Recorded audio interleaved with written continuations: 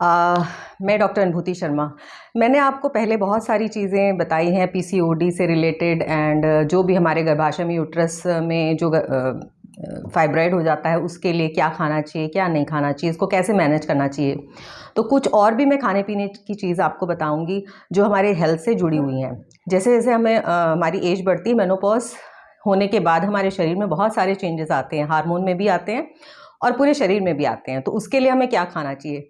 सुबह सुबह खाली पेट आपको इस तरह से एक अंजीर, 2 अखरोट और बादाम इस तरह से आपको भिगो के रख देना है और 1-2 घंटा भिगोए रहने के बाद इसको आपको च्यू करके खाना है। और ये जो बादाम है इसके छिलके आप निकाल दीजिएगा।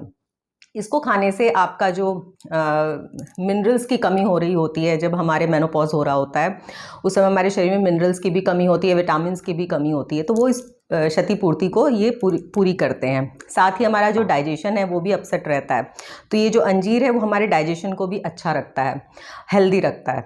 तो ये सारी चीज़ें सुबह सुबह खाली पेट आपको खानी है। इसके अलावा ये है, देखिए अशोक की छाल, इसको बोलते हैं अशोक की छाल। इस तरह की छाल आप जिसको मेंसेस सही से नहीं आते हैं, कुछ गर्ल्स हैं जिनको मेंसेस खुल के भी नहीं आते हैं या रुक के आते हैं, तो उनके लिए जो अशोक की छाल है वो अमृत के समान काम करती है। साथ ही जो मेनोपॉज से गुजर रही होती है, मेनोपॉज वाली स्टेज से गुजर रही होती हैं, उससे भी उनकी जो ब्लीडिंग है वो इरेगुलर होती है, तो उसको ये रेगुलर करता है। तो अशोक की छाल को आप छाल के ना पाउडर बना लीजिए और सुबह सुबह खाली पेट 1 चम्मच पाउडर गुनगुने पानी के साथ लीजिए। इससे आपका वेट भी नहीं बढ़ता है। ये आपके बॉडी को जो टॉक्सिन है उसको भी ये वॉश आउट करता है। तो इस तरह से ही आप मेरे साथ जुड़े रहिए। अगली वीडियो में मैं फिर आपको कुछ जानकारी दूंगी। तब तक के लिए नमस्कार। स्वस्थ रहिए, मस्त रहिए।